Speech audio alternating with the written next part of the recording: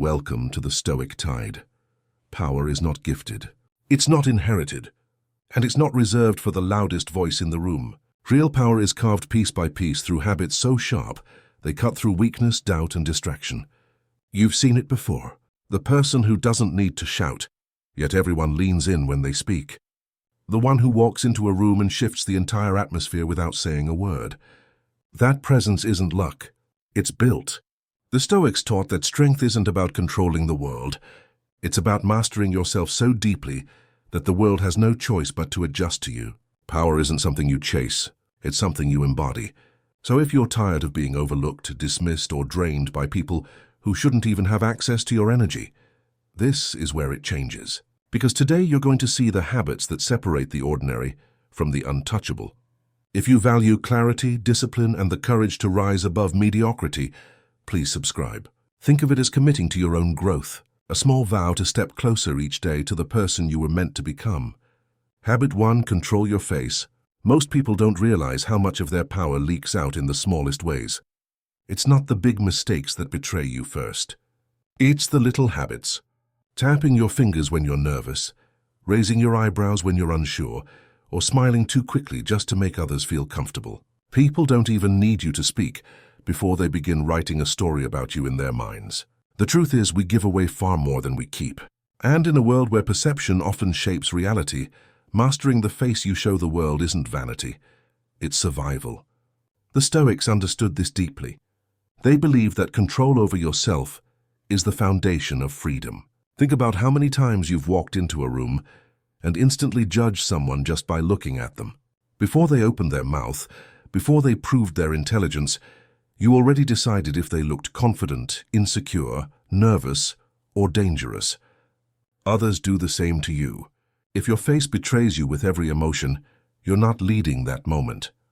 You're surrendering it. Neutrality is your secret weapon. Not emptiness, not being a stone, but neutrality. A calm stillness that unsettles those who expect you to overreact. When someone insults you, it's tempting to flare your nostrils, raise your eyebrows, or force a fake smile to cover the sting. But every one of those micro-expressions tells the other person that their arrow has landed. If instead you hold steady, unshaken, something shifts. They no longer feel the victory of having pierced your skin. Instead, they face the unsettling weight of silence, of mystery. People fear what they cannot read. To conquer your face is to conquer the surface level of yourself, and in turn to free yourself from becoming a puppet pulled by every passing comment. You've probably heard the phrase, never let them see you sweat. It's repeated so often it sounds like a cliché, but at its core, it's a practice of Stoic discipline. Every time you allow your face to twitch in discomfort or widen in panic, you're signaling weakness. Imagine two people being questioned under pressure. One fidgets, bites their lips, and avoids eye contact. The other sits calmly, their expression unreadable, their gaze steady. Which one would you trust? Which one would you hesitate to challenge? The answer is clear. The one who reveals nothing holds the power. Aristotle hinted at this truth when he said, "Knowing yourself is the beginning of all wisdom." If you know that your face is your first language, then you understand that wisdom is not just in what you say, but in what you refuse to show. Of course, this doesn't mean you should aim to look cold or lifeless. That only creates distance without respect. What you want is control. Picture a calm lake. The surface looks still, but beneath it, currents are moving with purpose. That's the effect you want your presence to have. Calm above, deliberate below. When you control your face, you don't suppress your emotions. You master their timing. You learn when to reveal warmth and when to hold back. Plato once wrote, "The first and best victory is to conquer self." That victory doesn't come from hiding your humanity. It comes from not letting your humanity be used against you. Let's make this practical. The next time you're in a conversation where someone pushes your buttons, practice the art of stillness. Keep your face neutral. Don't let the corners of your mouth twitch into defensiveness. Don't widen your eyes to prove you're listening harder. Just stay calm, breathing steady with a relaxed gaze. This doesn't mean you're ignoring the person. It means you're refusing to let them dictate your inner state. Over time, this builds a reputation. People begin to realize that they cannot throw you off balance, and that realization shifts how they treat you. Suddenly, they hesitate to push too hard, because your lack of reaction makes them question their own position. There's also an unexpected gift that comes with controlling your face. you create space for better thinking. When you stop overreacting physically, your mind slows down. You're no longer scrambling to defend yourself with expressions. You're free to observe, calculate, and respond with clarity. Epictetus reminded us, it's not what happens to you, but how you react to it that matters. Reaction doesn't just happen in your words. It happens in your face. A neutral face buys you time.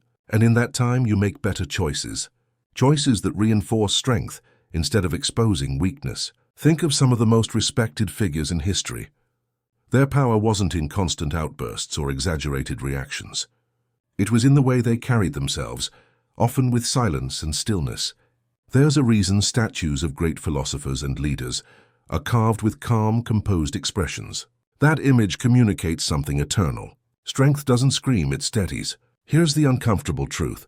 People will always test you, sometimes intentionally, sometimes without even knowing it.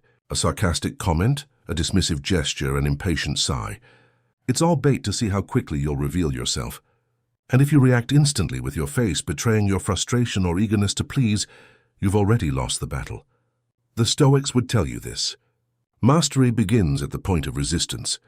If you can resist the urge to let your face explode with emotion, you've already taken the first step toward mastering the room. So how do you build this habit? Start small. Practice in everyday moments. When someone cuts you off in traffic, don't grimace or throw your hands up. Breathe and hold steady. When someone interrupts you mid-sentence, resist the urge to scowl, finish calmly without rushing. When you receive praise, don't beam immediately as if you've been starving for approval. Smile only if you truly choose to, not because your body betrays your craving. Each small act of restraint is a step toward becoming unreadable. In the end, controlling your face isn't about deception. It's about discipline. It's about owning the first impression before anyone else has the chance to write it for you. Power is not always in the words you speak, but in the signals you refuse to give away. By mastering your face, you're telling the world, I am not a puppet pulled by your strings. I am my own sovereign. That's exactly what this habit gives you. The quiet, unshakable strength of being in control of yourself before trying to control anyone else. And that's why this first battlefield matters so much. If you lose control of your face, you lose the foundation of your presence. But if you win here, you create an aura of mystery and composure that makes people think twice before underestimating you. It's not about hiding who you are. It's about protecting your inner self from being manipulated. About choosing when and how to reveal your truth. Control your face and you begin to control your life. Habit 2, think in leverage, not effort. When most people feel stuck in life, their first instinct is to push harder. They add more hours to the day, sacrifice more sleep, and convince themselves that if they just grind long enough, the breakthrough will come. But often the breakthrough never arrives. The person simply burns out, exhausted by effort, trapped in the belief that intensity is the same as progress. It's a trap many of us fall into, believing that sweat equals success. But what if the real key to power wasn't about adding effort, but about shifting perspective? What if it was less about how hard you work and more about where you apply that work? The Stoics would call this wisdom in action, not fighting every battle, but knowing which battles are worth your energy. Epictetus said wealth consists not in having great possessions, but in having few wants. In the same way, true power is not about endless activity, but about precise leverage. Think of leverage like the ancient tool. It is a lever and a fulcrum. With just the right angle, a single person can move a massive stone that 10 men could not. This is the difference between the average person and the powerful one. The average person thinks success is about grinding harder, doing more, filling their calendar with endless tasks. The powerful person asks a different question. What one move creates the biggest shift? Instead of fighting with sheer muscle, they look for the hinge that swings the door. They understand that one well-placed action can make 10 other actions unnecessary. It's not about doing everything yourself. It's about becoming the architect who designs systems so effort multiplies even in your absence. You see this everywhere in life. The worker who spends years hustling late nights yet remains replaceable because he never stops to design systems that outlast him. The business owner who answers every email personally, micromanaging details, never realizing that her energy would be better spent creating a process so others could handle it. The student who rereads notes endlessly, believing more hours means better results, when in reality applying one sharp method of recall could save half the time. These are examples of effort without leverage. They create exhaustion, not power. Aristotle once observed, "It is the mark of an educated mind to be able to entertain a thought without accepting it." Similarly, it's the mark of a powerful mind to test whether the actions you are taking are truly necessary or simply noise disguised as progress. Carl Jung saw this in the human psyche. He warned that without awareness, people repeat patterns that keep them enslaved. He said, "Until you make the unconscious conscious, it will direct your life and you will call it fate." For many, the endless grind is nothing more than an unconscious pattern, believing that constant effort is noble, even when it leads nowhere. To break free, you have to step back and ask, what lever am I pulling? Where does my action create ripples that extend far beyond the moment? The unconscious worker thinks in terms of hours. The conscious leader thinks in terms of leverage. One is consumed by time. The other bends time around them. Let's make this concrete. Imagine two different people building influence. One spends hours posting content, replying to every comment, chasing attention. The other creates one timeless piece of work that continues to spread long after they've stopped pushing it. That's leverage. Or take two leaders. One is constantly firefighting, solving every small problem for their team. The other builds a culture where the team solves problems themselves. That's leverage. One builds a machine, the other becomes the machine. Which life would you rather live? The Stoics taught that freedom comes not from serving every demand, but from choosing where to place your energy. If you pour your life into endless tasks, you'll look back and wonder where it all went. But if you live with leverage, your time compounds into something greater than yourself. There's also a psychological truth here. When you grind endlessly, you create a mindset of scarcity. There's never enough time, never enough energy, never enough you. But when you think in terms of leverage, you create abundance. One action fuels 10 results. One decision eliminates 10 problems. This is why powerful people seem calm even under pressure. They're not spinning their wheels. They've built systems that move on their behalf. Think of a tree. It doesn't chase the sun all day. It simply roots itself deeply, and the sun's path does the work for it. That's leverage in nature. So too in our lives when we position ourselves correctly. Much of the work begins to happen without us constantly forcing it. Here's the challenge, though. Leverage requires patience. It means stepping back from the urgent grind and asking bigger questions.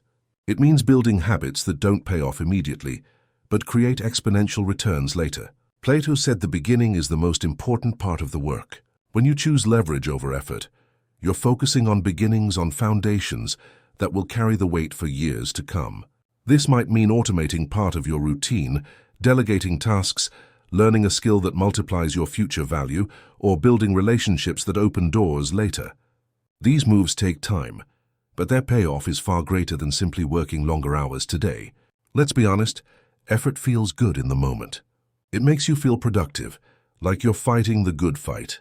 But effort without direction is like running on a treadmill. It burns energy but doesn't move you forward. Leverage, on the other hand, often feels uncomfortable at first. It forces you to let go of control, to trust systems, to value patience over adrenaline. But once you taste the freedom it gives you, you realize this is what power has always been about. Power is not in sweating the small stuff. It's in setting up the stage so that the small stuff handles itself. So how do you start thinking in leverage? Begin by asking yourself one simple question every day. What one action, if done now, would make everything else easier or irrelevant? If you answer that honestly, you'll see where the true hinges are. It might be learning a new tool that saves hours of repetitive work. It might be setting a clear boundary that eliminates constant interruptions. It might be delegating something you've been holding onto out of fear. The point is not to do more. The point is to find the lever. Marcus Aurelius put it simply, if it is not useful, discard it. The wisdom here is ruthless. Cut what drains you. Invest in what multiplies you. And once you begin to live this way, something powerful happens. You shift from being a worker to being an architect. Workers execute. Architects design. A worker might move bricks all day. An architect designs a bridge that moves thousands across a river for generations. Who holds the greater power? That's the choice you face every day. Will you keep grinding harder, hoping your sweat buys you respect? Or will you step back, see the bigger picture, and build systems that command respect because they outlast you? At the heart of Stoicism is this truth. We cannot control everything, but we can control where we put our energy. If your energy goes into endless effort, you'll always feel trapped.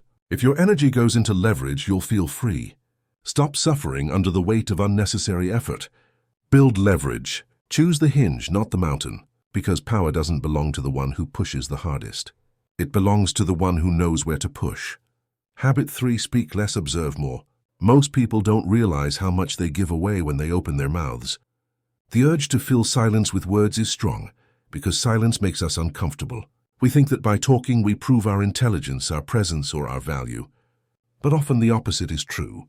The more we speak, the more room there is for others to dismiss, misunderstand, or even use our words against us. The wise have always known this. That's why one of the first marks of real power isn't what you say, it's what you hold back. The Stoics practice this kind of restraint constantly. Think about the people who draw your attention the most. Are they the ones who never stop talking, filling every pause with chatter? Or are they the ones who say little, but when they do, every word seems to hang in the air, demanding to be heard? Words lose value when they're thrown around carelessly, but when they are used sparingly, they feel like rare coins. Each one deliberate, each one worth something. Observation is a form of power people underestimate. While others rush to explain themselves, justify their actions, or defend their egos, the quiet person is watching. You're noticing how someone's hands twitch when they're lying, how their eyes dart when they're nervous, how their tone softens when they want approval.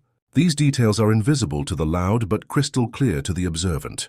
Epictetus taught, "We have 2 ears and 1 mouth so that we can listen twice as much as we speak." This isn't just advice about being polite. It's a strategy for power. Listening twice as much means you collect twice the information while revealing half as much about yourself. Silence also creates mystery, and mystery creates influence. When people can't easily read you, they project onto you. They start wondering what you're thinking, what you're planning, and whether you know something they don't. And in that wondering, your presence grows heavier. Your words should be like sharp blades, few in number but impossible to ignore. But for those words to cut deeply, they must be surrounded by silence that gives them weight. The temptation to talk too much often comes from insecurity. We try to prove ourselves with explanations, with endless details, with stories meant to impress. But power doesn't explain itself. It doesn't rush to fill every space. It stands calm and measured. Think of the moments when you've been in a room and someone fell completely silent. People leaned in. The silence was more commanding than any speech. That's the energy powerful people cultivate. Plato once said, "Wise men speak because they have something to say. Fools because they have to say something." The challenge then is to train yourself to wait until your words add value, not just noise. Let's bring this into everyday life. You're in a meeting at work. Everyone is scrambling, arguing, throwing out ideas. Most people want to be the first to talk so they appear smart.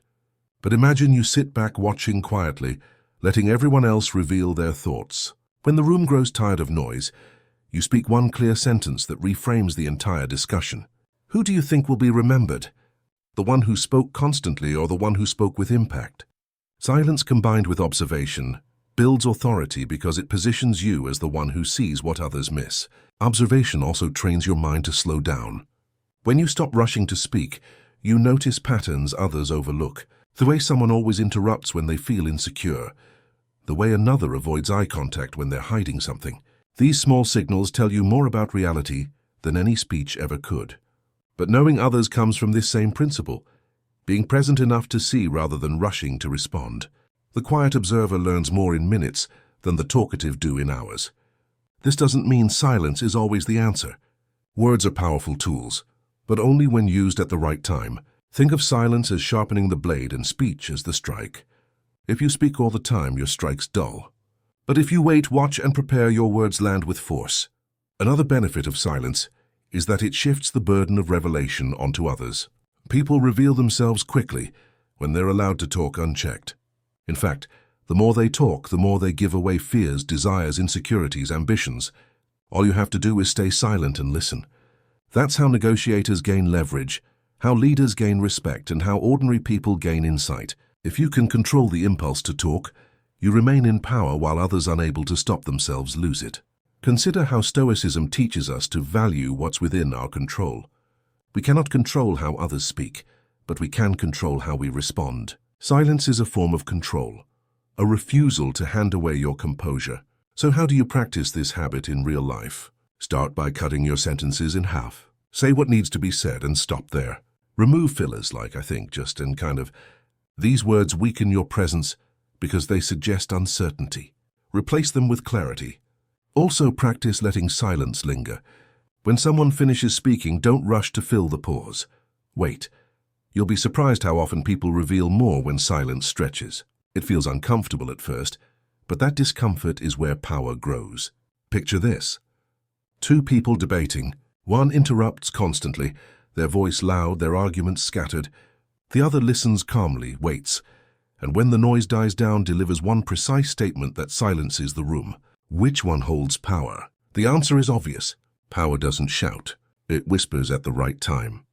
It watches while others stumble over their own words. That's what it means to speak less and observe more. And remember, silence isn't emptiness. It's space. Space to think, to calculate, to understand. It's the same space the Stoics sought in their practice of reflection. Epictetus urged his students to pause before reacting, to let reason step in before impulse. Silence is that pause. It's the moment between stimulus and response where wisdom grows. If you master that, your words become rare treasures instead of common noise. At the end of the day, the goal isn't to never speak. It's to make your words count, to turn them into tools that cut through confusion instead of adding to it. By speaking less, you give your voice weight. By observing more, you see reality as it is. And by combining the two, you embody the kind of power that doesn't need to be announced. It's felt. Habit 4, be feared for the unknown. People often believe that fear comes from displays of aggression, from loud voices, or from constant reminders of strength. But the truth is, the deepest kind of fear doesn't come from what is obvious. It comes from what cannot be predicted. It's the unknown that unsettles us, the possibility of what might be waiting behind the curtain. Think about it. When you watch a thunderstorm roll in, it's not the strike you see that terrifies you, but the rumble of thunder that tells you another strike could come at any moment. This is the psychology of mystery. What people cannot measure, they cannot control. And when they can't control you, they start to fear you. Carl Jung explained it in another way. The most terrifying thing is to accept oneself completely. When you know yourself, your strengths, your limits, your hidden edges, you no longer need to put everything on display. Instead, you can choose what to show and what to hold back. Others, seeing only fragments, begin to sense there is more beneath the surface. Their minds project possibilities, and those projections often overshoot reality. The mystery of what you might do becomes larger than anything you actually do. This is the paradox of fear. It grows strongest in silence and shadow. Think of leaders, generals, or even athletes who are remembered not just for their victories, but for their unpredictability. The strategist who doesn't always strike back, who sometimes waits, sometimes ignores, sometimes retaliates with force. This unpredictability forces opponents to hesitate. They don't know which version of you they'll face. And hesitation is the first crack in anyone's armor. In everyday life, you can practice this habit by simply not explaining everything. We live in a culture obsessed with overcommunication, explaining feelings, clarifying every move, correcting every rumor. But the more you explain, the more predictable you become. Imagine if instead of defending yourself against gossip, you let the story float unanswered. People are left to wonder if the silence means acceptance, rejection, or something they can't grasp. That wondering gives you power. The moment you clarify every detail, the mystery disappears and with it the influence. Aristotle once said, "The more you know, the more you realize you don't know." And it works in reverse too. The less others know about you, the more they assume. That assumption often makes them cautious, respectful, even fearful. The goal here is not deception for the sake of manipulation, but selective revelation. You show enough to establish presence, but never enough to be fully mapped out. Like a chess player, you reveal pieces slowly, never letting your opponent see the full strategy until it's too late. Let's imagine a scenario. You're in a disagreement. The average person would rush to argue, defend themselves, or lash out. But instead you pause. You let silence settle. You let your lack of reaction hang in the air. Suddenly the other person is caught in their own mind, replaying what they said, second-guessing how you'll respond. They might even soften their tone, not because you demanded it, but because your silence created a space where they fear what could come next. This is the essence of Stoic composure.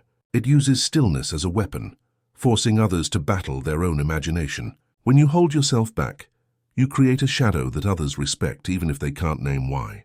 They fear stepping too close because they don't know if your next move will bring warmth or fire. And that uncertainty creates distance, which often works in your favor. In relationships too, mystery changes dynamics. If you are constantly available, constantly explaining, constantly making yourself an open book, people stop valuing your presence. But when you sometimes pull back, when you leave things unsaid, people notice. They become curious.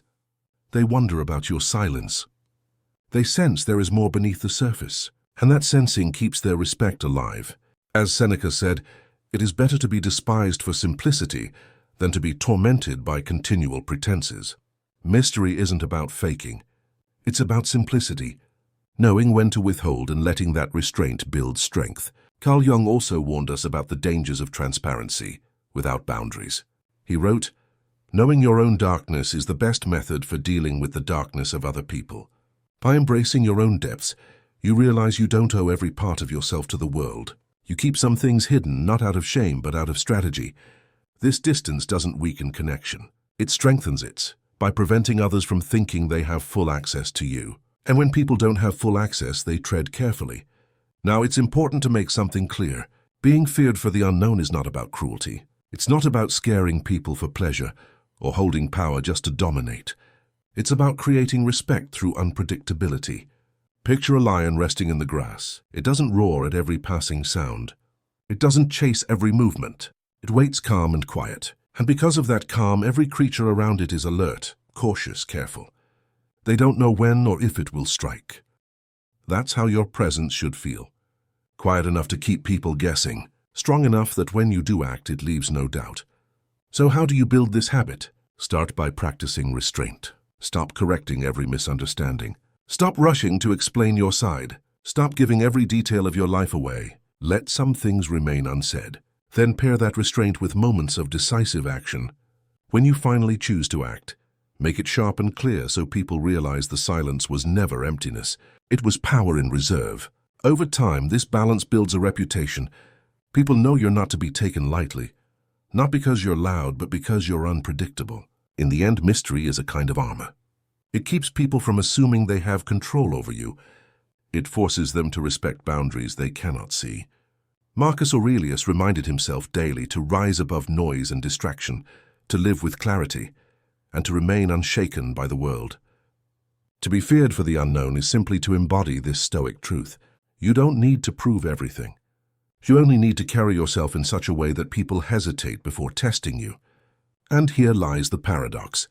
When you embrace mystery, you actually gain more peace.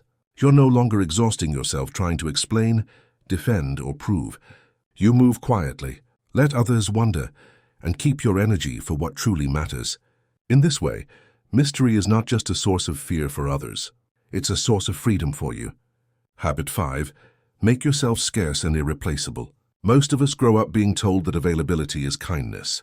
Be there for people. Answer quickly. Always say yes when someone asks for your time. On the surface, that sounds generous, even noble. But over time, you discover the darker side of this habit. The more accessible you make yourself, the less people value you. The more you give, the more they assume you'll always be there. And suddenly, instead of being respected, you're taken for granted. What was once generosity becomes expectation, and what was once your energy becomes someone else's entitlement. The Stoics warned against this trap of overextension. Marcus Aurelius wrote, "Do not waste the remainder of your life in thoughts about others when you do not refer your thoughts to some object of common utility." In other words, guard your time, guard your presence, because the more scarce you make yourself, the more valuable you become. Think about it in simple terms. If something is everywhere, people stop noticing it. Water flowing from a tap is rarely appreciated until the day it's cut off. Gold is prized precisely because it is scarce. The same principle applies to you. If people can always call, always message, always demand your attention, then your presence loses its weight. But if your time is rationed, if your attention is precious, people treat it with reverence. If you're always accessible, you are letting others waste what is most limited, your life itself. Scarcity, though, is only half of the equation.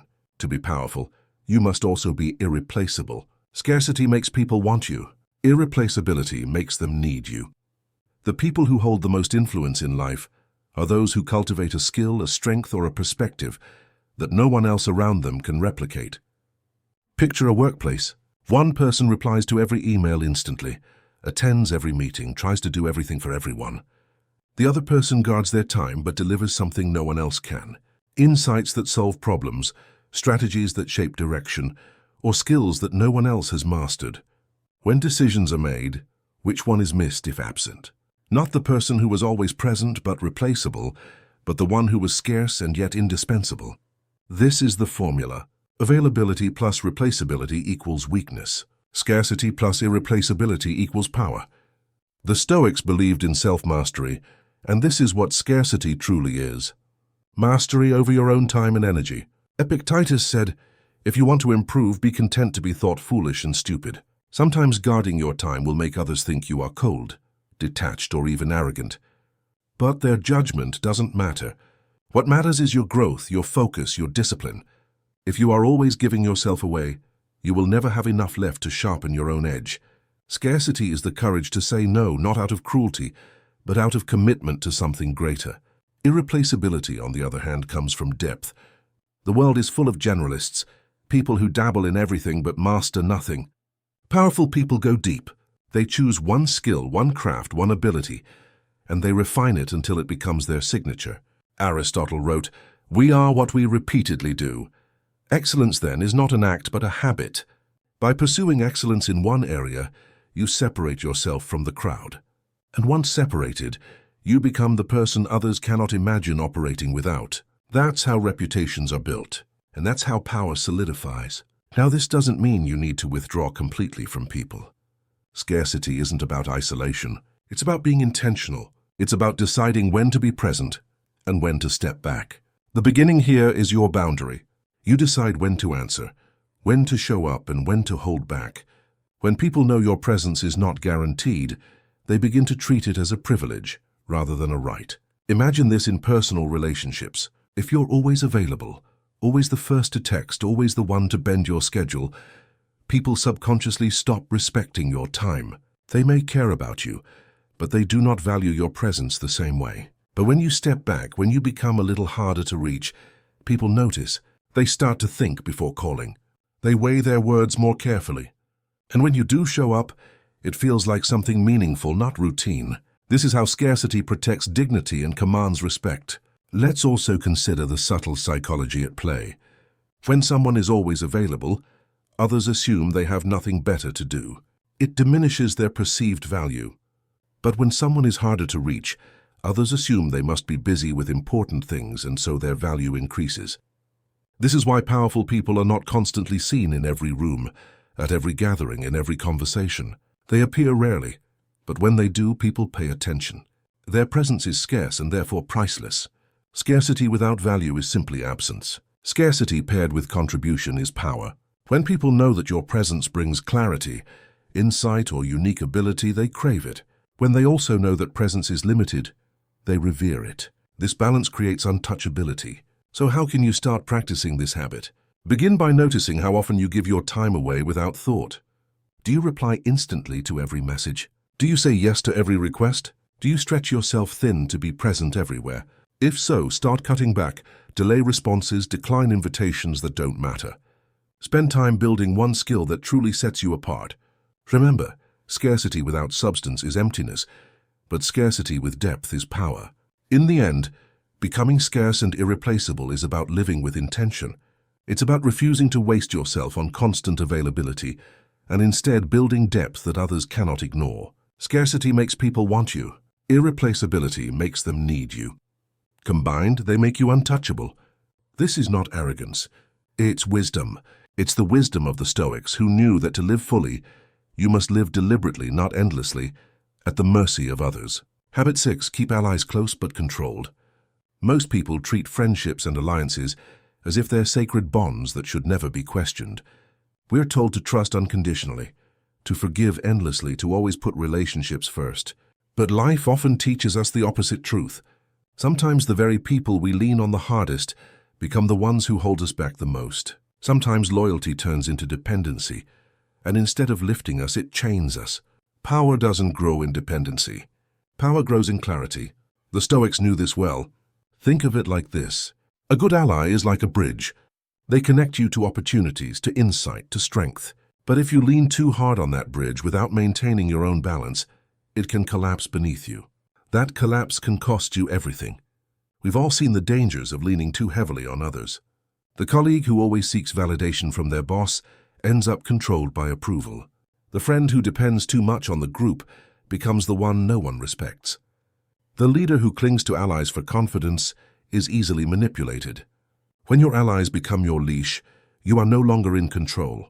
And control, as the Stoics remind us, is the heart of freedom. This doesn't mean isolating yourself. Stoicism doesn't teach cold withdrawal. It teaches balance. Relationships are necessary. No one achieves anything great alone, but alliances must be intentional. A powerful person praises their allies openly, strengthening the bond and encouraging loyalty.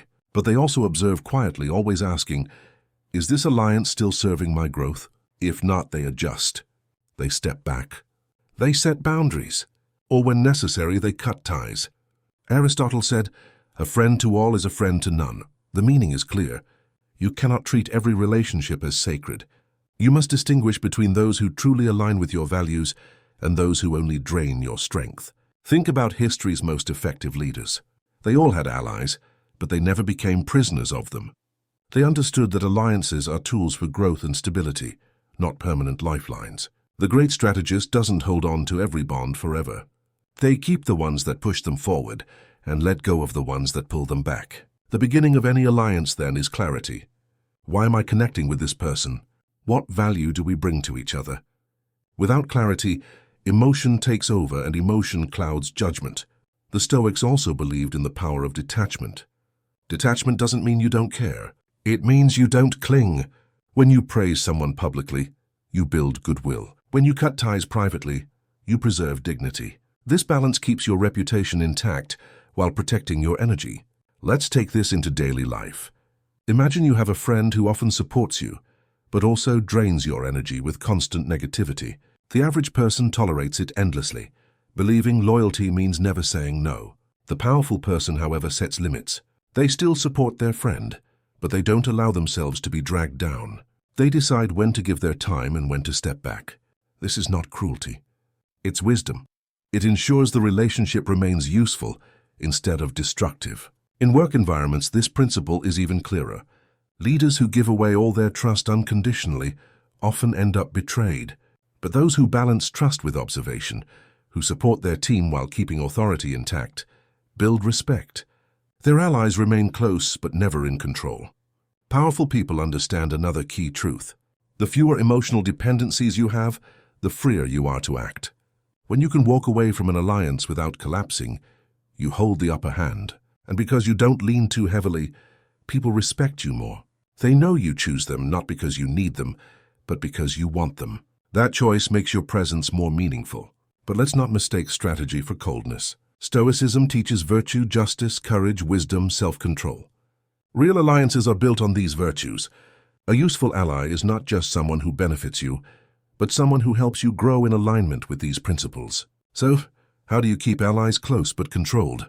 Start by observing. Watch how people act when you succeed. When you fail, when you disagree. Do they celebrate you genuinely or do they grow distant? Do they support you quietly or do they only show up for recognition? Observation tells you who deserves closeness. Then set boundaries. Don't allow every demand. Don't give away every secret. Don't tie your worth to their approval. Praise them when they do well. But if they cross the line, address it in private, firmly and without drama. This balance creates both loyalty and respect. And when the time comes to cut ties, do it with dignity. Don't destroy, don't broadcast, don't create noise. Simply step back, remove their influence and continue forward. People notice this strength. They see that you can walk away cleanly, and it makes them treat your bond more carefully. Jung observed, people will do anything, no matter how absurd, to avoid facing their own souls. Many avoid letting go of toxic allies because it forces them to face their own fears of being alone. But facing that fear makes you stronger, and it ensures your allies remain allies, not masters. At the end of the day, Keeping allies close but controlled is about balance. It's about honoring the role of relationships while never sacrificing your independence. Allies should strengthen you, not weaken you. They should support your mission, not replace it. And above all, they should never become your leash. Power is not about isolation, but it's not about blind loyalty either. It's about building connections with purpose, maintaining control over your own path, and ensuring that every relationship you nurture brings you closer to strength rather than further into weakness. Habit 7. Expect betrayal before it happens. It's one of the hardest truths to accept. The people closest to you today may not stand beside you tomorrow. Life shifts, circumstances change, ambition grows, and in those shifts, loyalty can fracture. Most of us don't want to face this. We'd rather believe that friendships are permanent, that alliances last forever, that once someone has shown us loyalty, it will never fade. But reality is less comforting. History, philosophy, and even our own experiences remind us that betrayal is not an exception. It's a recurring pattern. The Stoics, ever grounded in realism, warned against placing blind faith in people. Marcus Aurelius wrote, "When you wake up in the morning, tell yourself the people I deal with today will be meddling, ungrateful, arrogant, dishonest, jealous, and surly." He didn't write this to make us cynical. He wrote it to prepare us. To accept betrayal as a possibility is not to distrust everyone. It's to protect your peace when it eventually comes. Sometimes growth keeps two people aligned. Other times it pushes them apart. A friend may cheer for you at one stage of your life, but secretly resent you at another. A partner in business may stand firm until opportunity tempts them elsewhere. These shifts don't always mean malice. They often mean that circumstances pulled them in another direction. If you expect loyalty to remain unchanged, you set yourself up for shock. But if you anticipate change, you can adapt before it breaks you. Greed, envy, and desire can corrode even the strongest bonds. Someone who seemed content yesterday may crave more tomorrow, and in that craving, they may betray the hand that once fed them. When you recognize that betrayal is often born from human weakness, not just malice, you stop personalizing it. You stop making it about you. You start seeing it as part of the landscape of life, something to expect, prepare for, and rise above. So how do you live with this knowledge without becoming paranoid? The answer lies in awareness. Paranoia is a constant fear that eats away at your peace. Awareness is a calm watchfulness that prepares you without consuming you. Practical wisdom here is simple. Scan for signs, not obsessively, not fearfully, but carefully. Watch for hesitation when commitment is needed. Notice when messages are delayed without reason. Pay attention when someone forms new alliances quietly without involving you. These are not always betrayals, but they are signals. Signals worth logging. The powerful don't overreact to every signal. They simply record them, prepare alternatives, and build resilience. Aristotle reminded us the whole is greater than the sum of its parts. If one part of your circle fails, your whole life should not collapse.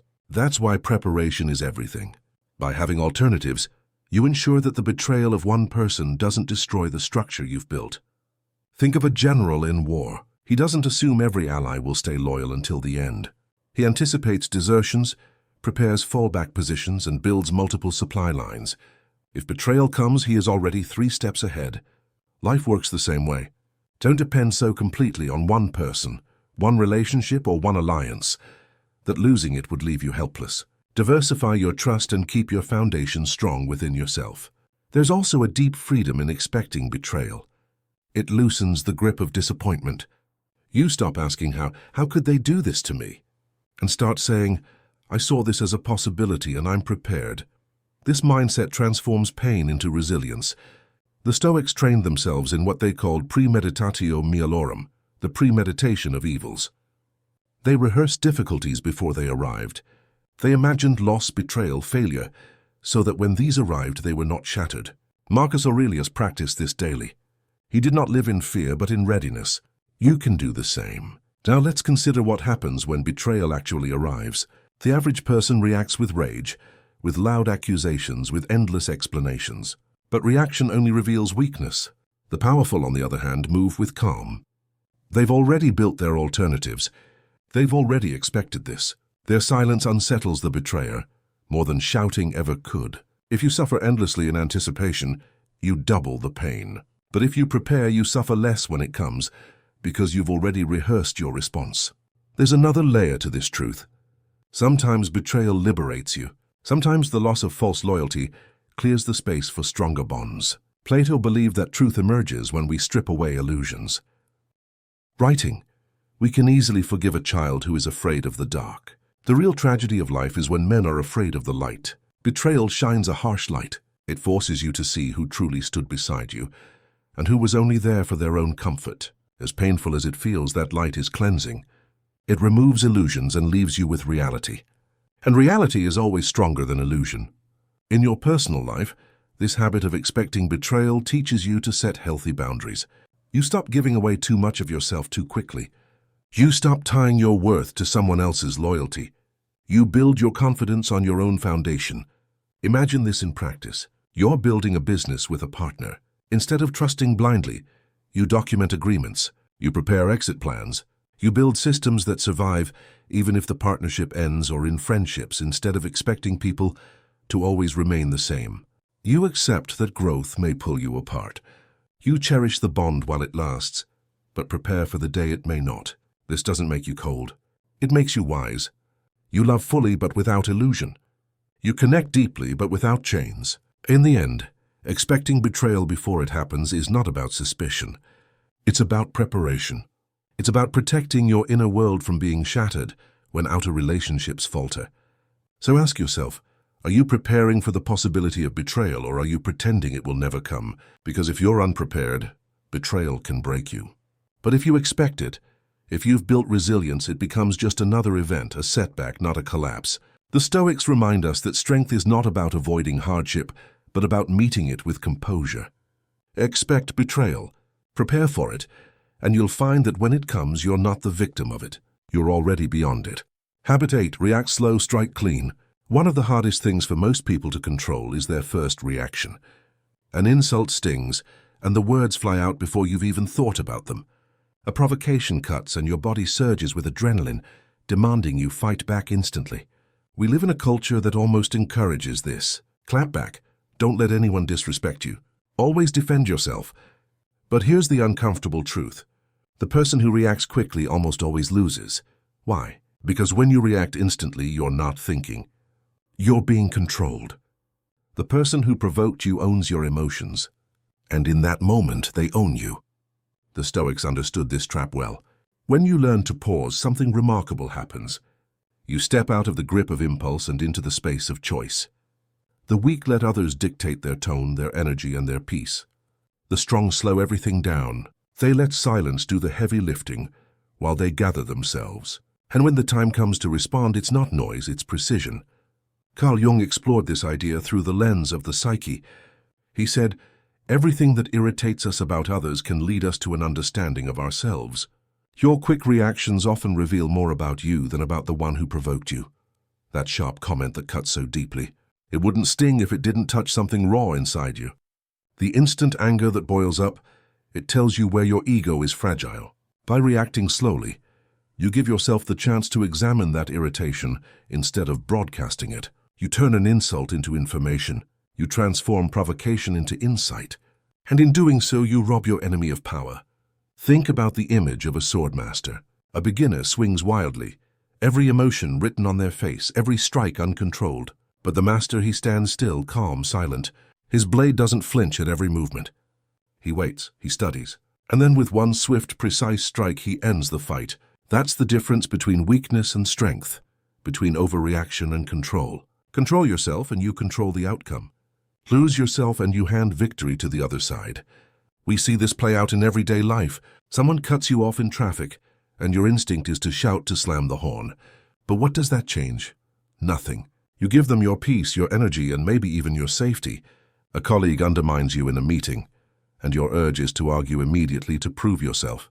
But if you wait, observe, and then choose your words carefully, your calmness makes their noise look foolish. A friend makes a cutting remark. You want to fire back. But if you pause and smile instead, their comment dissolves under the weight of your composure. Silence paired with a clean strike when necessary always wins. Aristotle once said, anybody can become angry. That is easy. But to be angry with the right person, to the right degree at the right time for the right purpose, and in the right way that is not within everybody's power and is not easy, That's exactly what we're talking about. Anger itself isn't the enemy. Quick, sloppy anger is controlled anger sharpened into deliberate action is what creates respect. People may mock an emotional outburst, but they never forget cold precision. This habit, react slow, strike clean, doesn't mean you let people walk over you. Quite the opposite. It means you build a reputation for being dangerous, but in a way that no one can predict. When people see that they cannot bait you, that you won't rise to every insult, they grow uneasy. They wonder what will happen if I push too far. What will the response look like when it finally comes? That uncertainty creates a fear that yelling never could. Plato once wrote, "The first and best victory is to conquer self." In mastering your reactions, you conquer yourself. And once you've done that, others can't conquer you. Let's ground this in practice. The next time you're insulted, don't respond immediately. Count your breath. Let the silence hang. Watch how uncomfortable the other person becomes as they realize you're not playing their game. Then, if you choose to respond, do it calmly and decisively. One line sharp enough to close the conversation. No long explanations, no pleading, just clarity. Or consider betrayal in business. Don't explode in rage. Log the offense. Wait, and when the moment is right, deliver your consequence cleanly. A contract cut, an opportunity withdrawn, a door closed, cold, quiet, final. Think also about how this habit shapes reputation. A person who reacts emotionally to every challenge becomes predictable. Everyone knows how to push their buttons, how to make them lose control. But a person who reacts slowly, who studies the situation before striking, is unpredictable. Their restraint becomes legendary, their eventual action unforgettable. Even in personal relationships, this habit is life-changing. Arguments often spiral not because of what was said, but because of how quickly it was answered. Words spoken in heat create wounds that linger for years. But when you pause, when you take a moment to breathe, to think, to measure, you save yourself from regret. Your words become cleaner, kinder when needed, sharper when required. Either way, they become tools of clarity rather than weapons of chaos. And here's the paradox. People respect you more when you don't rush to defend yourself. They see strength in your calmness. They sense weight in your silence. They feel the authority in your composure. Habit 9, control the frame. Most people think winning a conversation comes from who has the best argument or who speaks with the loudest voice. But the truth is, most arguments are won before they even begin. The real battle isn't over the details. It's over the frame. Whoever controls the frame decides the rules of engagement. They decide what matters and what doesn't, what gets attention and what gets ignored. It's like walking into a game and being the one who quietly sets the board. Everyone else may think they're playing, but they're playing by your rules. The Stoics understood this subtle form of power well. Think of how often you've been pulled into someone else's frame without realizing it. Maybe you're accused of something unfair, and instead of questioning the accusation, you rush to defend yourself.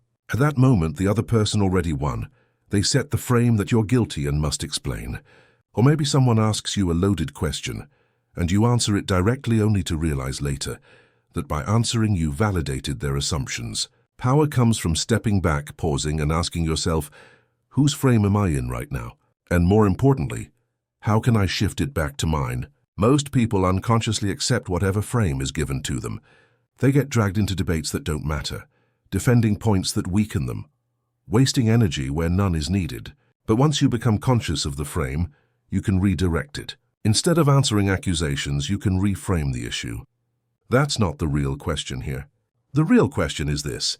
Suddenly the energy shifts. Instead of being pulled into their game, you've placed them into yours. Control of the frame isn't only verbal, it's also physical. Your body sets the context long before your words arrive. Someone who fidgets, avoids eye contact, or rushes their speech frames themselves as uncertain. Someone who holds steady, who lets silence stretch, who speaks slowly and deliberately frames themselves as in control. Sometimes it looks like stillness, the courage to hold a gaze, to pause when everyone else rushes, to let the weight of your silence frame the entire room. Think of a courtroom. Lawyers don't just argue facts, they argue frames. One frames the defendant as reckless, another as misunderstood. The jury doesn't decide on pure facts. They decide within the frame they've been given. Life works the same way. People rarely make choices based on truth alone. They choose based on how the truth is presented. Plato believed that the measure of a man is what he does with power. To control the frame is one of the purest expressions of power, not through domination, but through quiet direction. Everyday situations give you opportunities to practice this. A colleague challenges your idea. Instead of defending your position nervously, you might say, "I don't think the question is whether this works. The real issue is how fast we can implement it." You've shifted the frame from doubt to strategy. Or someone tries to provoke you in an argument.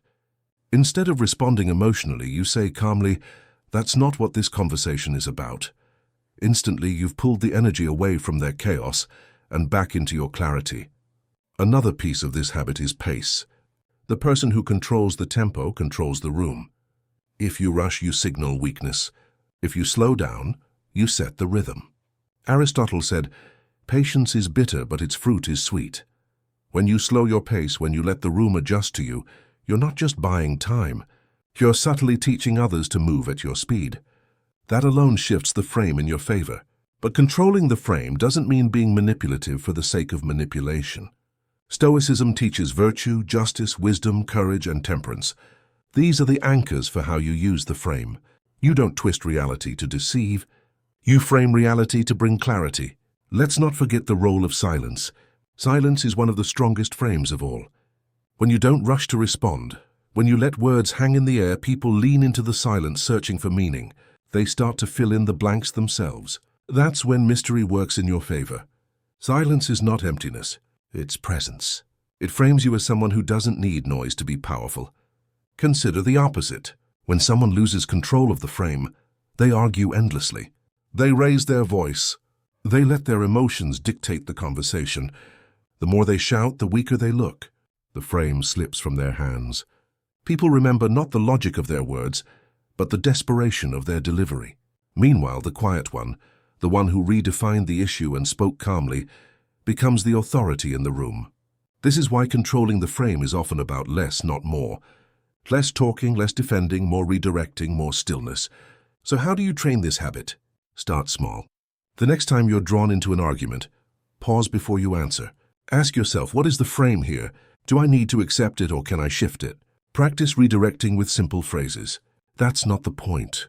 Here's what matters. The real issue is this. Practice body language. Sit calmly.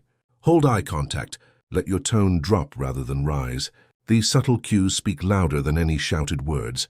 At its core, controlling the frame is about freedom. The freedom to define how you engage. The freedom to protect your energy. The freedom to ensure that others cannot drag you into their chaos.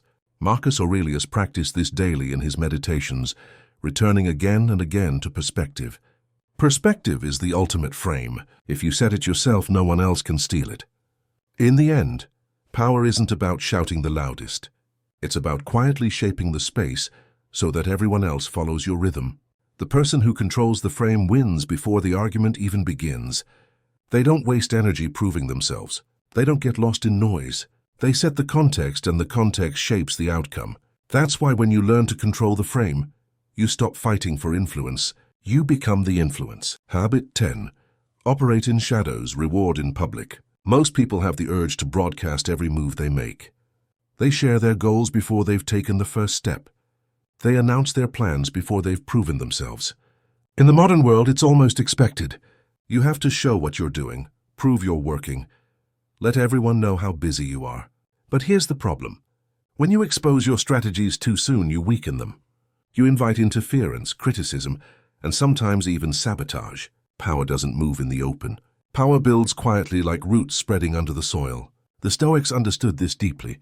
Marcus Aurelius reminded himself, the more we value things outside our control, the less control we have. Broadcasting your every move places your power outside of you.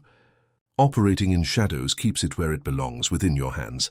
Think of how nature operates. Seeds don't announce themselves while buried underground. They grow silently, hidden from sight, until the day they break through the surface with undeniable strength. Strategy works the same way, but here's the paradox. While your planning must remain hidden, your generosity should be loud. When you operate in silence and then deliver rewards in public, you create a reputation that multiplies itself. Seneca said, "Wherever there is a human being, there is an opportunity for kindness." Public rewards are a form of strategic kindness. By giving credit to others openly, You build loyalty. You show that you are not threatened by the success of those around you. Instead, you amplify it, and because you do so sparingly and intentionally, it makes people crave your recognition even more. History is filled with examples of leaders who mastered this balance. They planned in secret, made moves behind closed doors, and then stepped into the light only to reward, not to boast. Think of a general who studies maps quietly at night, choosing battles no one else sees coming, and then the next morning praises his soldiers publicly for the victory. The soldiers are loyal not because they know the general's every move, but because they know he will honor them when it counts. When you give rewards in public, you make the parts feel essential, and together they build something far greater than you could alone. In daily life, this principle is just as powerful. Consider a workplace. If you constantly talk about what you're planning, your new projects, your strategies, people start expecting results before you're ready. And if you fail, you lose credibility. But if you work quietly, deliver results, and then praise your team publicly, you gain both authority and loyalty. Or in personal life, think of friendships. Constantly telling people your plans often leads to skepticism or envy. But keeping things quiet, then showing up with results, builds respect. And when you celebrate others along the way, you become someone they admire and want to stay close to. Operating in shadows also teaches patience. It forces you to focus on building rather than on impressing. It's easy to post about effort. It's harder to quietly commit until results speak for themselves. Beginnings are fragile.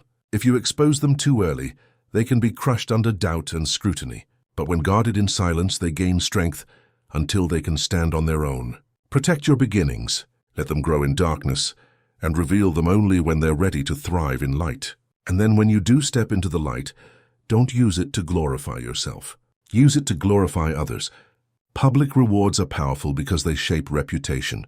When you give credit openly, you create an atmosphere where people want to work with you, where loyalty grows not from fear but from admiration. Epictetus taught, "He who seeks wisdom is wise already." By rewarding others in public, you show wisdom. You show that your focus isn't only on yourself, but on the bigger picture. And in return, people see you as someone worth following. Imagine this in practice. You're leading a small team. You've been quietly strategizing a new approach for weeks without talking about it at every corner. When the plan succeeds, instead of taking all the credit, you praise your team in front of others. Suddenly, they're motivated. They feel seen. They work harder. And yet no one doubts who orchestrated the success. You. This dual reputation of being both mysterious in planning and generous in reward makes you magnetic. People respect your silence and crave your recognition.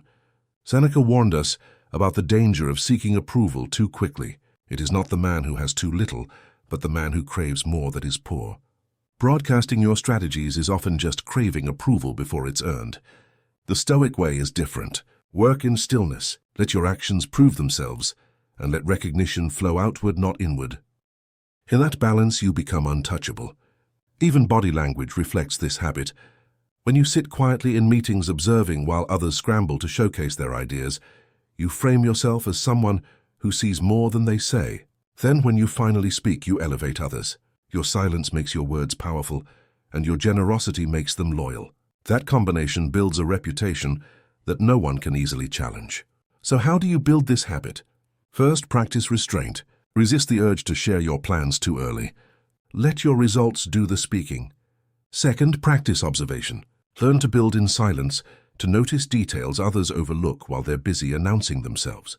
Finally, practice generosity. When you succeed, praise others publicly. This doesn't cost you power. It multiplies it. People will begin to crave your approval more than they crave rewards from anyone else. At the end of the day, operating in shadows and rewarding in public is about balance. Silence protects your strategies. Generosity strengthens your reputation. Combined, they create a presence that is both mysterious and magnetic.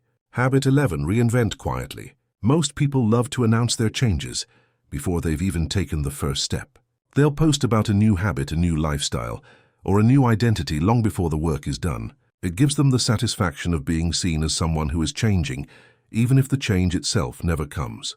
But here's the harsh truth. The ones who talk the loudest about transformation are often the ones who stay the same. Real power doesn't broadcast itself.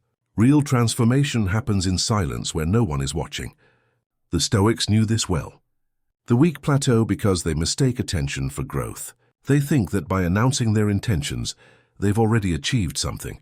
But intentions are fragile. They fade when the applause fades. The powerful evolve differently.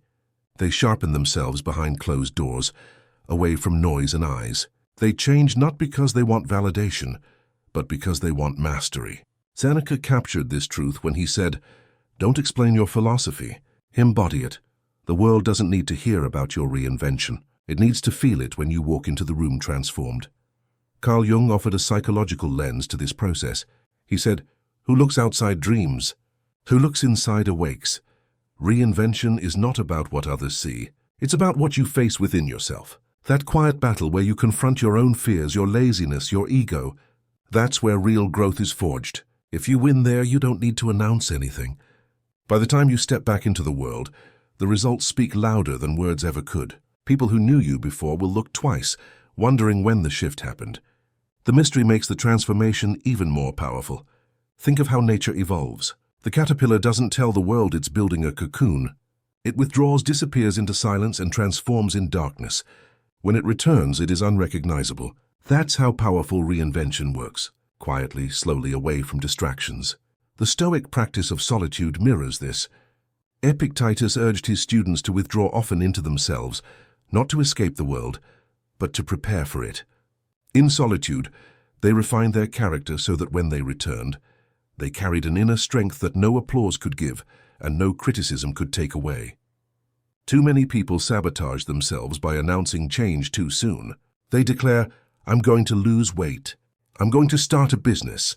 I'm going to be different this year." And while the declarations feel empowering in the moment, they also set traps. People begin to watch, to judge, to expect. Pressure builds, and often the person crumbles under it. But beginnings are fragile. Exposing them too early can destroy them. Protect your beginnings. Let them grow in silence until they're strong enough to stand without defense. Reinvention in silence is not only about protecting your progress, it's also about sharpening your unpredictability. If people think they know everything about you, they stop respecting you. They assume you are predictable, static, easy to read, but when you evolve quietly, you shatter their assumptions. By the time they think they have you figured out, you've already changed. That unpredictability builds a kind of fear and respect. They don't know what to expect from you anymore, and that makes them cautious. As Aristotle observed, the more you know, the more you realize you don't know. When people realize they don't truly know you, they begin to handle you with care. Imagine someone who quietly spends 6 months mastering a new skill, public speaking, martial arts, financial strategy, without ever announcing it. Then one day, in a high-stakes situation, they reveal it naturally. No build-up, no watch-me speeches, just quiet competence that leaves everyone stunned. That's the kind of reinvention that shifts reputation. People stop underestimating you. They start watching you differently, and it's not because you told them you changed. It's because you showed them. Reinvention requires this. You must face the parts of yourself that no one else sees. The weaknesses, the patterns, the illusions you've lived under, and quietly dismantle them. This process isn't glamorous. It's uncomfortable, lonely, even painful at times. But that's why it works. You're not performing for anyone. You're stripping yourself down and building again, brick by brick in private. And when you return to the world, you're not seeking applause. You've already won the only approval that matters, your own. The Stoics often practiced premeditatio malorum, the premeditation of hardship. They imagined failure, loss, and betrayal before they came. Why? To prepare their minds so that when hardship arrived, they weren't destroyed by it. Reinvention works in the same way. You rehearse new habits, new thoughts, new identities quietly without fanfare, so that when life tests you, you respond differently than before. You don't need to tell the world you've changed. The world discovers it when you stay calm under fire. When you succeed where you once failed, when you refuse to break under pressure, even your silence becomes part of the reinvention. When people ask what you've been up to, you don't give them long explanations. You smile, you say little, you let results carry the weight. Silence creates mystery, and mystery amplifies respect. Seneca reminded us, it is quality rather than quantity that matters. A few silent results outweigh 1,000 noisy declarations. Consider how much time is wasted in explaining change instead of living it. Every post, every announcement, every new year, new me statement burns energy that could be used in actual growth. True transformation is too busy working to stop and explain itself. In practice, this means building habits without broadcasting them. You wake early and read before dawn, not to post about it but to sharpen your mind. You train quietly in the gym, not to prove to others but to strengthen your body. You study late at night not for applause but for mastery. And when the day comes that you reveal these results, no one saw them coming. The silence makes the impact even sharper. So why does this matter for power? Because predictability is weakness. If people can map your every move, they can control you. But if you reinvent quietly, you keep them guessing. You're no longer a fixed target. You're fluid, evolving, untouchable. At the end of the day, weak people plateau because they mistake noise for growth. The powerful evolve in silence. They sharpen new skills behind closed doors. They dismantle old patterns in solitude. And they return to the world not with promises but with proof. By the time people notice, it's already too late to catch up. That's the secret of reinvention. It doesn't ask permission. It doesn't announce itself. It arrives quietly, undeniably, and it changes everything. Habit 12. Guard your time like a fortress. One of the easiest ways to measure a person's strength isn't by how much money they have or how loud their voice carries. It's by how they treat their time. Time is the one resource you can never buy back. Once it's gone forever. And yet most people give it away like it's worthless. They hand over hours to people who don't deserve them, to conversations that lead nowhere, to distractions that leave them drained. The truth is, if you don't protect your time, you don't protect yourself. The Stoics were relentless about this fact. Seneca wrote, "It is not that we have a short time to live, but that we waste much of it." He wasn't exaggerating. He was issuing a warning. Think of your time as a fortress. A fortress has walls, gates, guards, and rules about who gets in. Without those defenses, any intruder could stroll inside, take what they want, and leave you empty. Too many people live like an unguarded fortress. Their phone buzzes and they reply immediately. A stranger asks for a meeting and they say yes without thought. Their schedule is dictated not by their priorities, but by whoever gets to them first. That is not power, it's surrender. Power begins when you treat your calendar like your kingdom. Carl Jung once said, "The privilege of a lifetime is to become who you truly are." Becoming who you are requires time to think, to build, to create, to grow. If you give all your time away to others, you lose that privilege. You remain stuck endlessly responding to everyone else's agenda. Guarding your time isn't selfish. It's survival. It's how you protect the space needed to evolve into the person you're meant to be. Without it, you're just a servant in your own life. Imagine for a moment that your time is literal gold. Would you hand it out freely on the street? Would you let anyone walk into your home and scoop handfuls of coins from your safe? Of course not. But when you allow people to waste your hours, that's exactly what you're doing. In practical terms, guarding your time means learning to say no clearly, firmly, and without guilt. Most people struggle with this because they fear disappointing others. But here's the paradox. Every time you say yes to something that doesn't matter, you are saying no to something that does. You say no to your growth, you say no to your peace, you say no to your potential. If you repeatedly give your time away carelessly, mediocrity becomes your habit. But if you guard it carefully, excellence becomes your nature. There's also a psychological layer here. When you allow anyone to take your time, you teach them that your presence is cheap. But when you protect it, when you make people earn access, your presence becomes valuable. People respect what is rare. They respect what costs them effort to reach. That respect over time turns into authority. Look at leaders, thinkers, and creators who built legacies. They all had one thing in common, an almost ruthless protection of their hours. They filtered meetings, avoided idle chatter, and carved out solitude for deep work. Let's bring this into everyday life. How many times have you agreed to a meeting that could have been an email? How many times have you answered a phone call that drained you instead of helping you?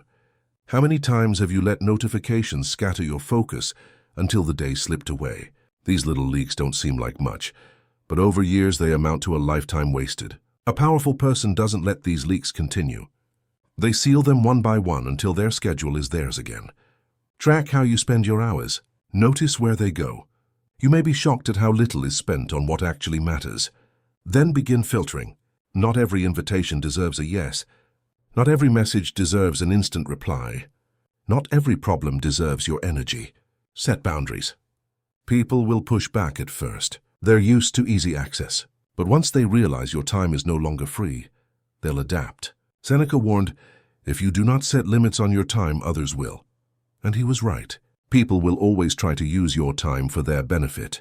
It's not always malicious. Sometimes they simply don't realize the cost. That's why it's your responsibility to set the limits, to decide who enters your fortress and when, to decide which battles are worth fighting and which distractions deserve silence. This isn't about arrogance. It's about clarity. There's another layer of power here. When your time is protected, your presence becomes sharper. If you only attend meetings that matter, your words carry more weight. If you only answer calls that are purposeful, your energy is stronger. If you only give hours to projects aligned with your mission, your results compound. The less you spread yourself thin, the more powerful each move becomes. This is the essence of leverage. Doing less but with greater impact. Guarding your time also reshapes how others see you. The person who is always available is taken for granted. The person who is selective becomes respected. When people know they cannot waste your hours, they approach you differently. They prepare before speaking. They value your presence. They hesitate before asking for your time. And that hesitation itself is respect. Marcus Aurelius urged himself daily to rise above distractions, to keep his focus steady. Protecting your time is how you live that wisdom in action. So how do you start building this fortress? Begin small.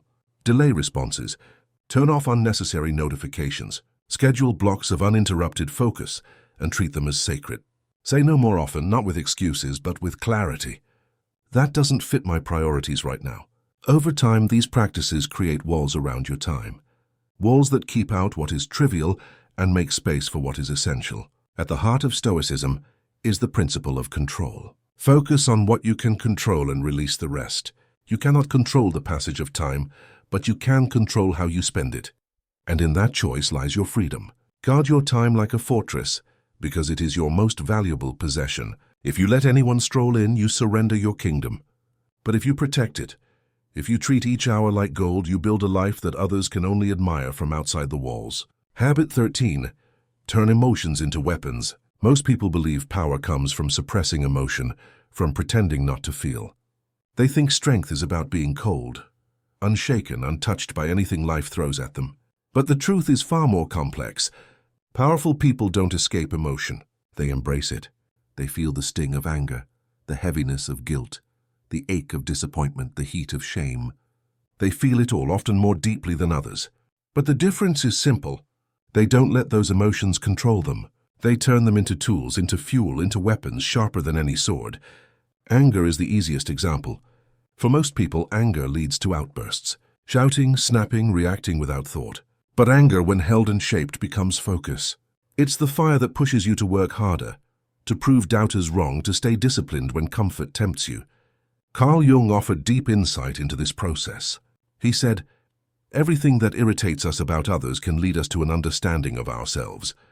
What angers you reveals your values, your insecurities, even your hidden wounds. The weak deny this, exploding or avoiding. The strong examine it. They ask, why does this provoke me? What does it teach me about myself? How can I use it?" By making the unconscious conscious, they strip anger of its power to enslave and instead turn it into a weapon of clarity. Pain works the same way. Life delivers losses, betrayals, failures. The average person drowns in them. They complain. They collapse. They become bitter. But the powerful turn pain into resilience. Seneca said, difficulties strengthen the mind as labor does the body. Pain becomes training.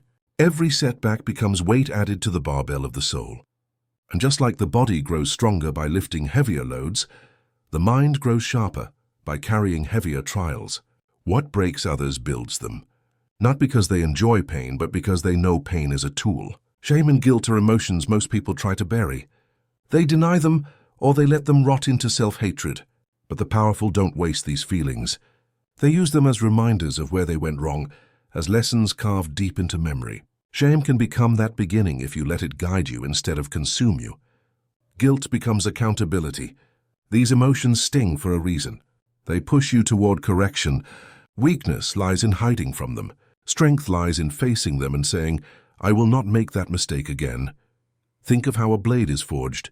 It is beaten, burned, cooled, and beaten again. That process doesn't destroy it. It makes it unbreakable. Emotions are the fire and the hammer. The weak crumble in the heat. The powerful let the process shape them into something indestructible. Conquer yourself is to turn your raw emotions, even the darkest ones, into something useful, into a weapon that cuts through weakness. Let's bring this into real life. Someone insults you in public. Your first instinct is to snap back to defend your pride. But if you pause, if you let that sting fuel your composure instead, you come out stronger. You let silence hang, and in that silence the insult loses its power or imagined betrayal by a friend. The hurt is deep, but instead of drowning in bitterness, you let that pain fuel boundaries, sharpen your judgment, and push you to build alliances more carefully. That's power. Not pretending it doesn't hurt, but refusing to let it break you. Most people live enslaved by emotions they don't even understand. They explode in anger and call it personality. They wallow in sadness and call it destiny. The powerful pull those forces into the light. They study them. They redirect them. They don't deny emotions and they don't worship them either. They rule them. Even joy, often seen as harmless, can become a weapon when directed. Joy fuels loyalty, motivates others, and lifts groups higher. Public displays of measured joy, like celebrating a team's win, amplify respect. But uncontrolled joy, boasting, bragging, flaunting, weakens you. The Stoics taught moderation in everything. So how do you practice this? Start by noticing your reactions. The next time anger flares, don't suppress it and don't explode. Ask what it's teaching you. Then redirect it into discipline, into action, into progress. When pain comes, don't drown in it. Treat it like training. Remind yourself, as Seneca did, that difficulties are weights for the mind. When guilt or shame rise, resist the urge to deny them. Face them. Use them as guides for correction. And when joy comes, share it wisely, using it to build connection without losing yourself in the high. If you repeatedly let emotions control you, chaos becomes your habit. But if you repeatedly turn emotions into fuel, mastery becomes your habit. Over time, this becomes instinct. The same way a fighter channels adrenaline into precision, you channel emotion into clarity. Powerful people aren't unfeeling statues. They are fully alive, fully aware of every pulse of emotion, but instead of being tossed around by those waves, they learn to surf them. They ride anger into focus, pain into resilience, shame into wisdom, joy into loyalty. They let emotion feed their power without ever letting it drain them. At the heart of Stoicism is the idea that nothing outside of you can truly control you. Not events, not people, not even raw emotion. Marcus Aurelius wrote, "The impediment to action advances action. What stands in the way becomes the way." That's the secret. Every emotion that rises against you can be turned into something that serves you. Anger becomes the way. Pain becomes the way. Shame becomes the way. In the end, the weak believe that power means hiding their emotions. But the powerful know better. Power means feeling deeply but never being ruled. It means turning every surge of emotion into a tool that sharpens your edge. To master emotion is not to silence it, but to weaponize it.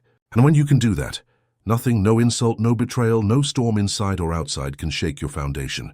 Habit 14. Build a reputation that works for you. Most people think reputation is just about popularity, about being liked or admired. But that's not what a powerful reputation really is. A reputation isn't built on how many people smile at you.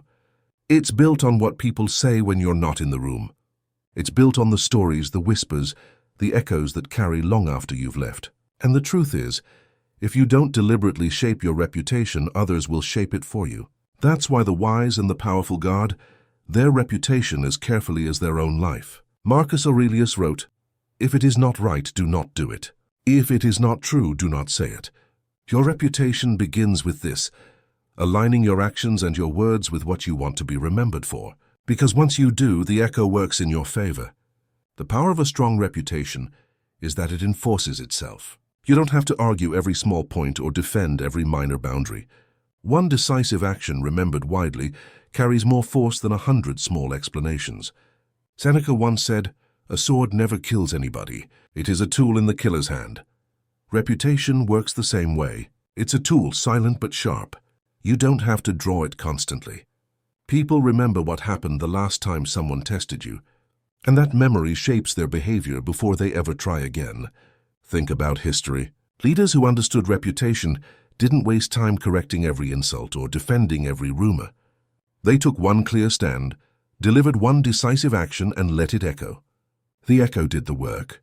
The same applies to you. If someone disrespects you, and you respond with composure but finality, ending the relationship, cutting off access, walking away without drama, that one act seen or even just whispered about shapes how people treat you from then on.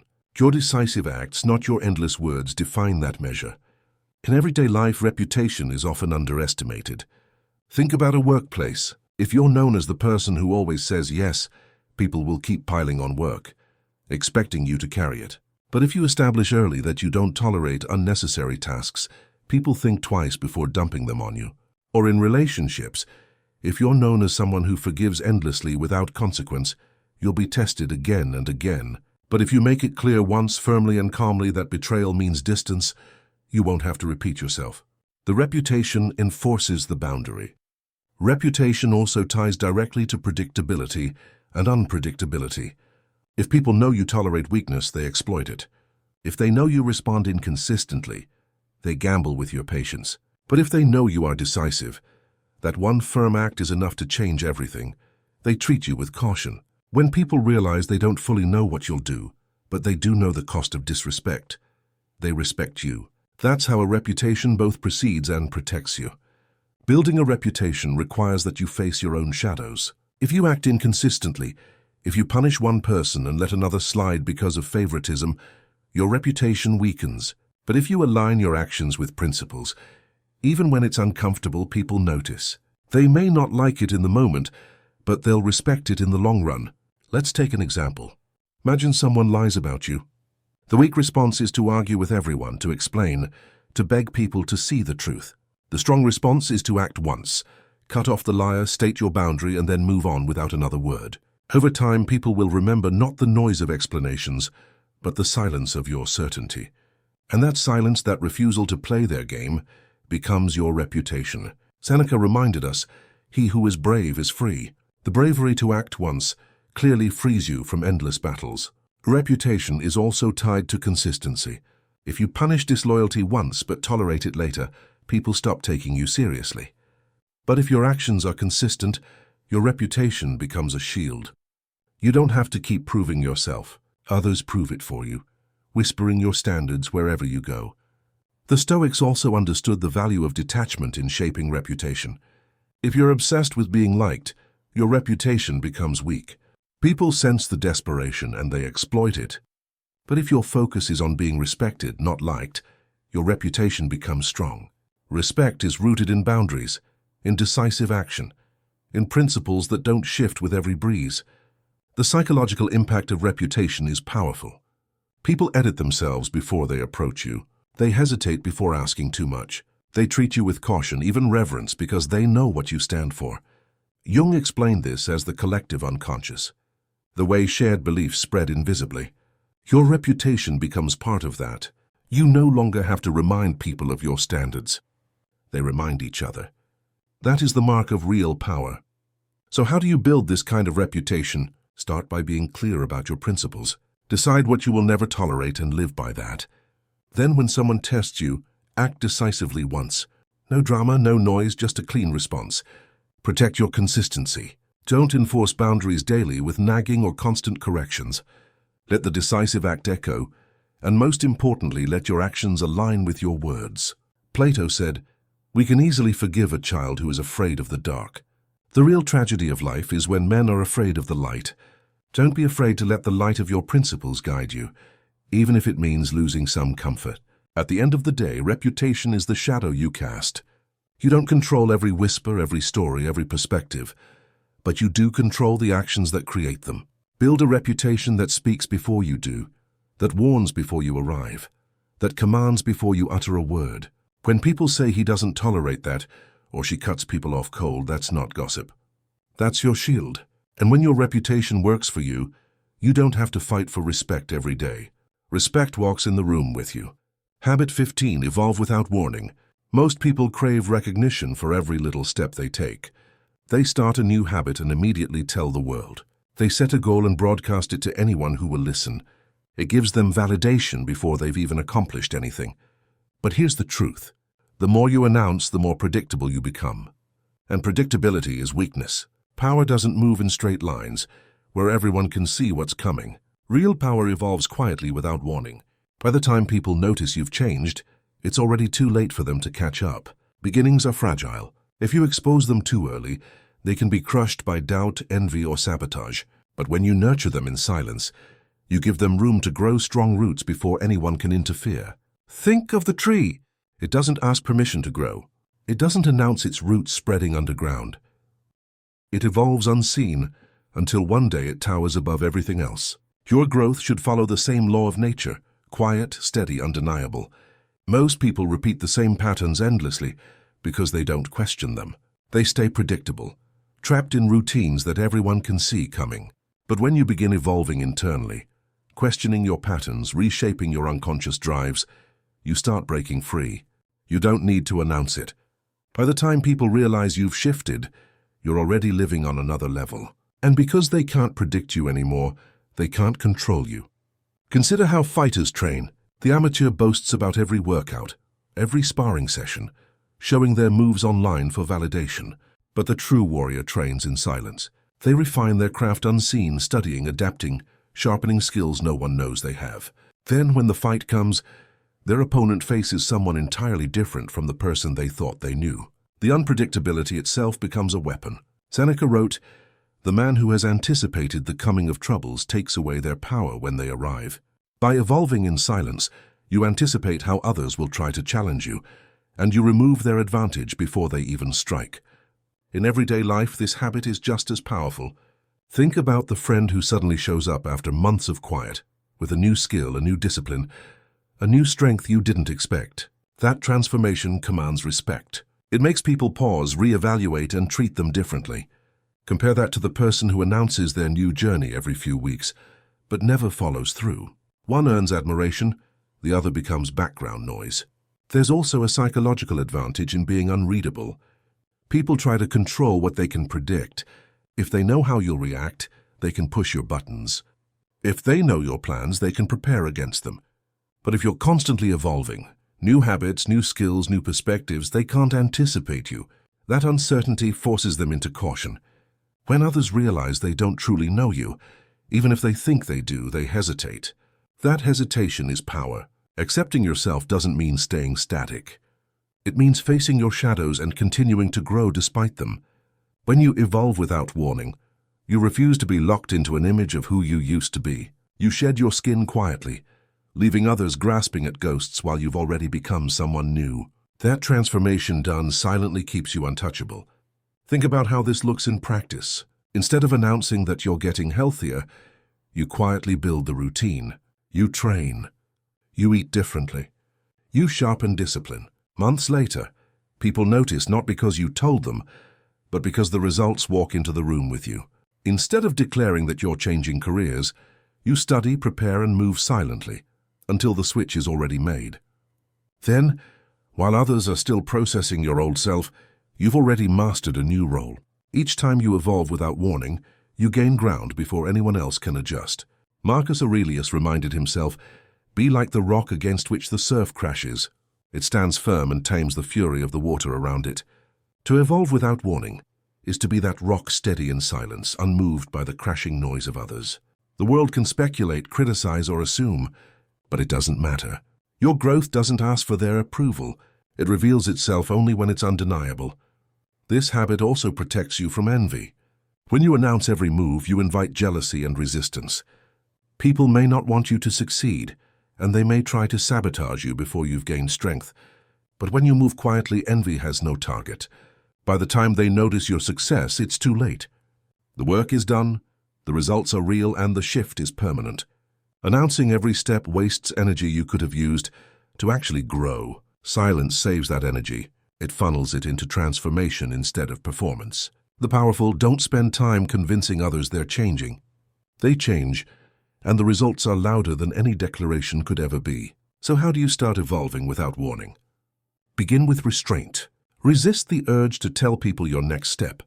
Instead, take the step, then take another. Let the silence build momentum. Focus on becoming unpredictable. Learn new skills that no one expects from you. Break old habits without telling anyone. Surprise even yourself with how far you can move in silence. And when the results show, let them arrive like a storm no one saw coming. In the end, this habit is about freedom. Freedom from the opinions of others. Freedom from the chains of predictability. Freedom from the need to be seen before you've truly grown. Power doesn't ask to be noticed. It moves quietly, and then it arrives all at once. That's the deadliest habit of all, evolving without warning. By the time they realize what you've become, you're already far beyond their reach. Power is never loud. It's quiet, disciplined, and undeniable. The habits you choose today will either chain you to weakness or carry you toward untouchable strength.